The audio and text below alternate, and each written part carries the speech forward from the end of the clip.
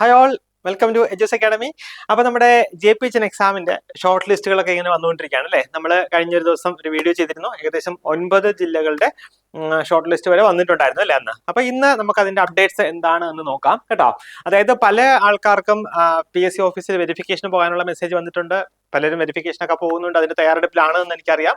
So അതിന്റെ കൂടെ നമുക്ക് എന്ത് ഒക്കെ അപ്ഡേറ്റ്സ് ഉണ്ടെന്ന് നോക്കാം. ഇത് നോക്കിക്കേ, കോട്ടയം ജില്ല അല്ലെ, കോട്ടയം ജില്ലയിലെ JPHന്റെ DHSന്റെ ഷോർട്ട് ലിസ്റ്റ് വന്നിട്ടുണ്ട്. അവിടെ ടോട്ടൽ 190 കാൻഡിഡേറ്റ്സിനെയാണ് ഷോർട്ട് ലിസ്റ്റിൽ ഉൾപ്പെടുത്തിയിരിക്കുന്നത്. കട്ട് ഓഫ് വരുന്നത് 65.67 മാർക്ക് കേട്ടോ. 65.67 മാർക്ക് വരെയുള്ള കോട്ടയം ജില്ലയിലെ കാൻഡിഡേറ്റ്സിന് ഷോർട്ട് ലിസ്റ്റ് വന്നിട്ടുണ്ട്. അവർ അധികം താമസം ഇല്ലാതെ തന്നെ വെരിഫിക്കേഷനായിട്ട് വിളിക്കുന്നതായിരിക്കും കേട്ടോ.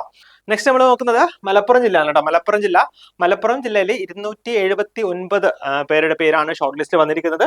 അവിടുത്തെ കട്ട് ഓഫ് ഏകദേശം വരുന്നത് 68.33 മാർക്ക് കേട്ടോ. 68.33 മാർക്കാണ് മലപ്പുറം ജില്ലയിലെ കട്ട് ഓഫ് ആയിട്ട് വരുന്നത്.